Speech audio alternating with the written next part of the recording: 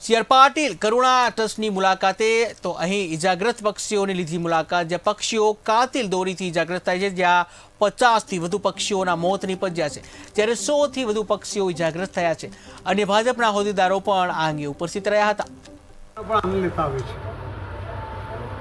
પણ સાથે સાથે પતંગ ઉડાવવાને કારણે કે ઉડાવતી વખતે કેટલાક પક્ષીઓ એમાં ઈજા થાય છે અને કેટલીક વાર એનું મૃત્યુ પણ થાય છે અને કેટલીક વાર એને જન્મભરની ખોળ પણ થતી હોય છે, એમની પાંખો પણ કપાઈ જતી હોય છે.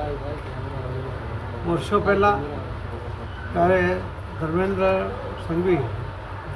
સંઘવી એમણે એક રજૂઆત કરી હતી કે અમને પક્ષીઓના ઈજા થાય, અમને સારવાર માટેની એક વ્યવસ્થા ઊભી થવી જોઈએ.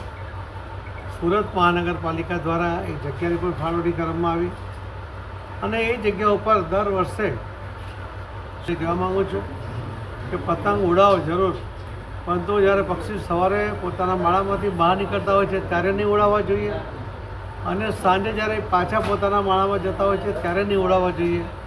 જો તમે 10 વાગ્યા પછી સાંજ પહેલાં આ પતંગનો જે આનંદ માણો તો માણી લેવો જોઈએ, જેના કારણે આ મોંઘા પક્ષીઓને કોઈ ઈજા ન થાય એની કાળજી રાખી શકાય. એવી જ મારી આપ સૌના માધ્યમથી સૌને વિનંતી છે. ખૂબ ખૂબ ધન્યવાદ. સાહેબ એક હિન્દીમાં આપી પણ આનંદ લેતા આવે છે.